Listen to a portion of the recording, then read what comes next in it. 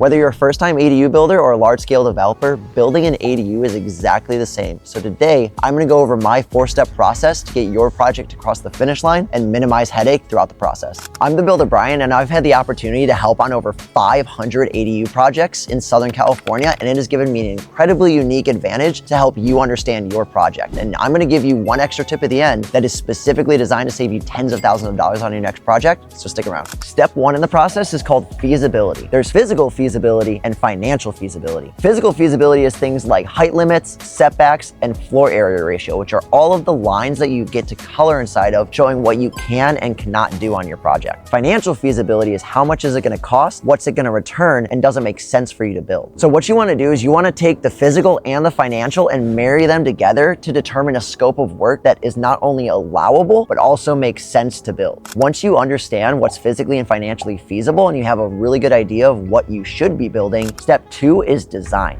This is the stage in the process where you're engaging an architect or draftsman to draw the plan set. This is the stage you get super specific in where you want bedrooms, bathrooms to go, and the layout of the entire space to maximize the design for your project. So that stage is schematic design. The next part of the design process is what we call design development. Design development is where you engage what we call vendors. Vendors are people like structural engineers, mechanical, electrical, plumbing engineers, Title 24, all these people that are engaged in your project to get a plan set fully completed before you submit to the city. Now that you have everything drawn and put together, step 3 is permitting. So in this stage, you take what you've drawn and all of those other vendors that have put work into it, and you're gonna submit to the city. This is where the city will review in all the different disciplines like structural engineering, landscaping, historical, whoever they need, give their feedback on the plan set, and then let you know what you need to change. So once you get the feedback from the city, you take all of those review comments and shoot it back over to the people and the vendors that you've been working with at the start. They'll make their changes and then they'll put it back into a plan set, resubmit to the city. So that process can take 2 to 4 rounds of revisions is what we call them, depending on how good your architect is and how fast the city is and the type of complexity of your project. Make sure that you're actively managing all of the different vendors so they're hitting their timelines. Otherwise, this process is gonna take way longer than you want. Once you get it permitted, step 4 is build. This is the part of the process that you're actually gonna hire a contractor to execute the build for you. You're gonna manage the project appropriately, and you're gonna get the final sign-off that's ready for you to actually rent out your project. I recommend in this stage getting contractor bids at around the 2nd or 3rd round revisions to ensure that once you're ready to build, you can actually start and you're not starting that process too late. And here's the bonus tip that's potentially gonna save you tens of thousands of dollars on your project, called value engineering. The point of value engineering is the fact that you have an architect who is worried about getting the project permitted, and then you have a contractor that's worried about building it cheap. So what you have to do is you have to marry those two up in the design phase, so that way it's not only what can you build, but how do you build it cheap, so you don't have to make changes later on that affect the project when way more people are charging you money to make changes. So each phase of the process, feasibility, design, permit, and build, all have their specific nuances that you can use to set yourself up for success day one rather than dealing with the issues as you go.